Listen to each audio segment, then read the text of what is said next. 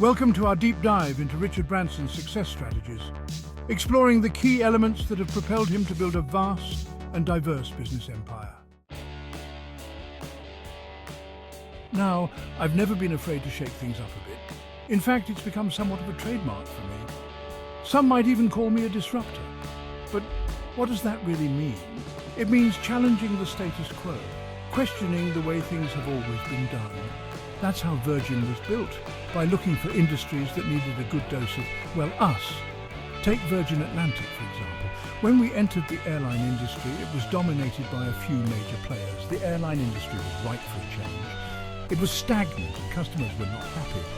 We swooped in with a focus on customer experience, making flying fun again. We introduced innovations that others hadn't even thought of. We dared to be different, and that's what made us stand out. Our unique approach wasn't just about being different for the sake of it, but it's not just about coming up with crazy ideas. It's about finding better ways to serve our customers and improve their experience. We encourage our team to challenge the norm, to experiment, and yes, even to fail. Because in those failures, we find the seeds of our greatest successes. Because you learn more from your failures than you do from your successes. Each failure is a stepping stone to something greater. So if you're looking to make a real impact, don't be afraid to shake things up a bit. Embrace the unknown, take risks, and always strive to innovate. Let me tell you, in the world of business, the customer is king or queen. You can have the best product in the world, but if your customer service is rubbish, you're going nowhere. At Virgin, we've always put the customer at the heart of everything we do. We go above and beyond to create a unique and enjoyable experience, whether they're flying with us, working out at our gyms, or even going to space with Virgin Galactic. It's all about building relationships and creating a sense of loyalty. Because a happy customer is a returning customer, and that's what keeps the lights on, right? So remember, your customers are your biggest asset. Treat them well, listen to them, and always strive to exceed their expectations. Building a brand is like building a house. It requires careful planning, dedication, and a clear vision of what you want to achieve. You need strong foundations, quality materials, and a bit of flair to make it stand out from the crowd. Just like a house, a brand must be built to last, with every element carefully chosen to support the overall structure. The Virgin brand is known for its quality, innovation, and sense of fun.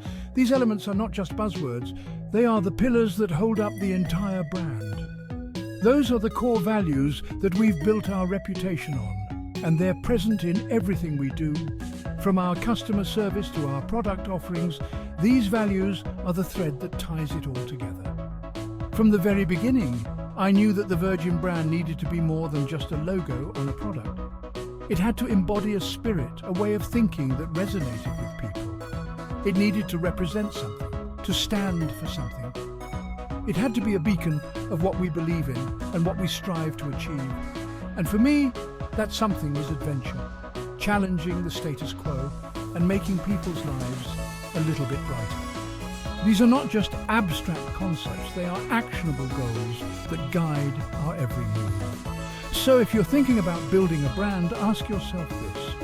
What do you stand for? What makes you different? What unique value do you bring to the table? And how can you communicate those values to your customers in a way that's authentic and engaging?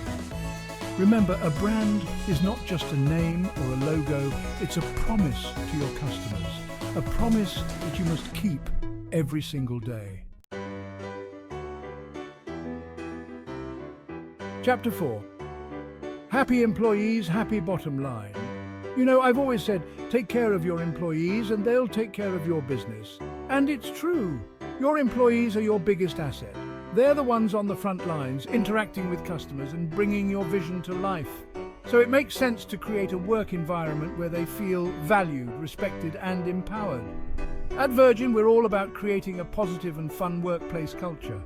We want our employees to enjoy coming to work, to feel like they're part of something special, because when people are happy, they're more productive, more creative, and more likely to go the extra mile. So if you want to build a successful business, start by investing in your employees.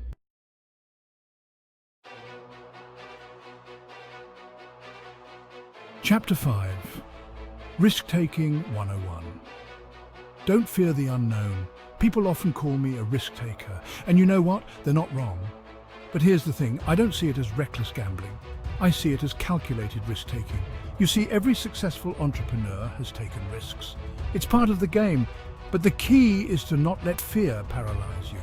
Before I take any big leap, I always assess the potential downsides. What's the worst that could happen? Can we handle it? If the answer is yes, then we go for it. Of course, not every risk pays off. I've had my fair share of failures, but that's okay. Failure is just a stepping stone to success. So embrace the unknown, be bold, and never stop pushing the boundaries.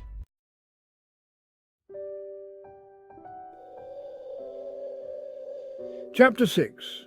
The power of personal branding. In today's world, personal branding is more important than ever. People want to connect with the face behind the brand. They want to know your story, your values, and what makes you tick. Now, I've always been a bit of a showman. I love a good adventure, and I'm not afraid to poke fun at myself. But it's not just about getting my face in the newspapers. It's about building trust and connecting with people on a personal level. So, don't be afraid to let your personality shine through. Share your story, engage with your audience, and show them who you really are. Chapter 7. The art of the deal, partnerships and acquisitions. You know, I've always believed that two heads are better than one, and that's especially true in business. Strategic partnerships and acquisitions can be incredibly valuable tools for growth. But it's important to be strategic about it. Don't just jump into bed with the first company that comes along. Make sure it's the right fit for your business and be prepared to walk away if it's not. So, if you're thinking about partnering up or acquiring another company, do your homework. Chapter 8. Doing good is good business. I've always believed that business can be a force for good in the world. When businesses take the initiative to contribute positively to society, they create a ripple effect that benefits everyone. It's not just about making money, it's about making a difference.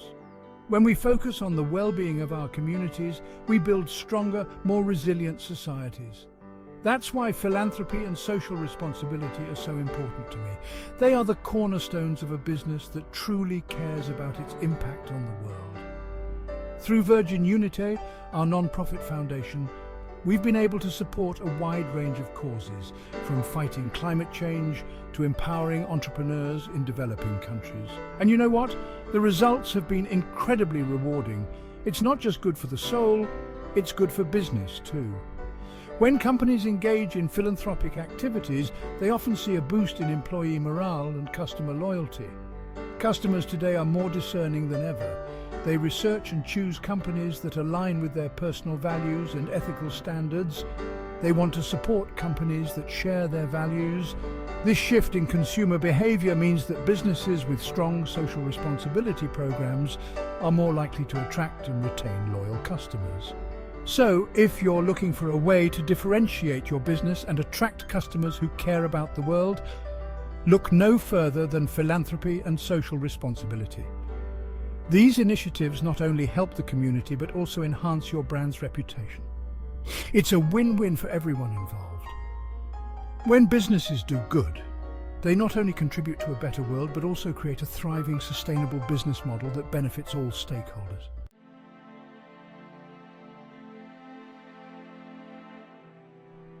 Chapter 9.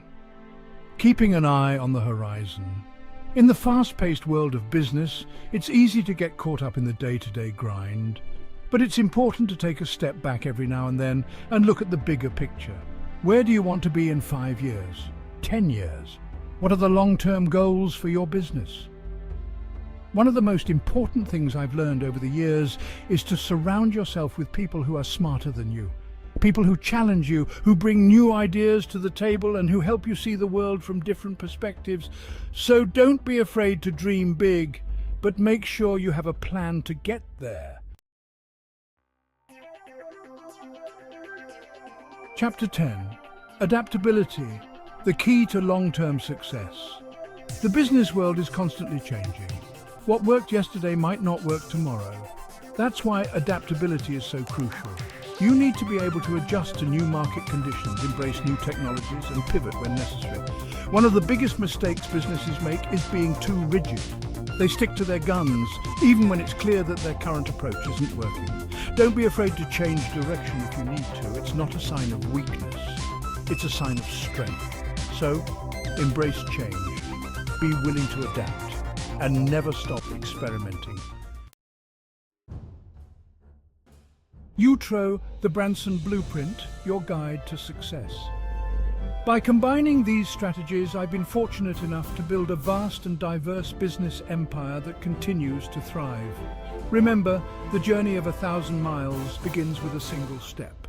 So take that first step today and never stop striving for greatness.